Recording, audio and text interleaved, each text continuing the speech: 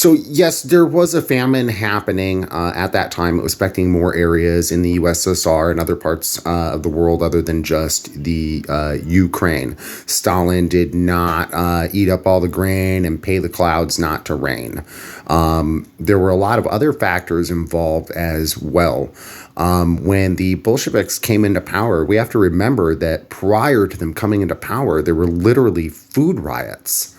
Some of the cities, their stockpiles of food were literally either running out or had run out. People were rioting for food.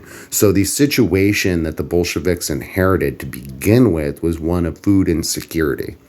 So, I mean, there's a lot of different factors that go into all of this. It's not really a simple, answer, especially when you try to look at sources for this stuff. You have to weed through a lot of BS to get to, not extremely anti-communist biased information.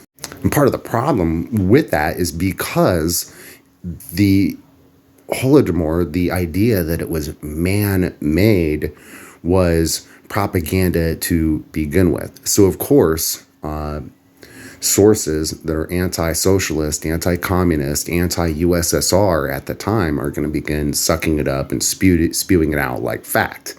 But that's how history works. And that's the beautiful part about hindsight is we can look back at it and we have the internet so we can dig past the BS propaganda.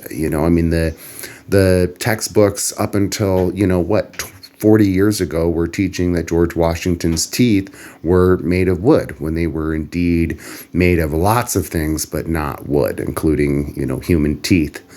So, but my point with that is that the textbooks, though, they taught that they were made of wood, and so the textbooks are going to tell us the imperialist papers and articles and .edus that we can find are going to come from the imperialist perspective.